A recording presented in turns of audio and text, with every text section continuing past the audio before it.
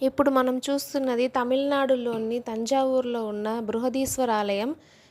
ఈ ఆలయాన్ని స్థానికులు తంజై పెరియ కోవిల్ అని చెప్తారు. ఈ ఆలయాన్ని రాజరాజ చోళన్ అనే రాజు నిర్మించారు. క్రీస్తు శకం 1003వ సంవత్సరంలో ఈ ఆలయ నిర్మాణం మొదలైంది. క్రీస్తు శకం 1010వ సంవత్సరంలో ఈ ఆలయ నిర్మాణం ముగిసింది. ఈ ఆలయంలోని ఎత్తైన శివలింగం మన దేశంలోని ఎత్తైన శివలింగాల్లో ఒకటిగా చెప్పబడుతోంది. ఈ ఆలయం గోపురం మీద ఉన్న విమానం దక్షిణ భారతదేశంలోనే ఎత్తైన కట్టడంగా చెప్పబడుతోంది.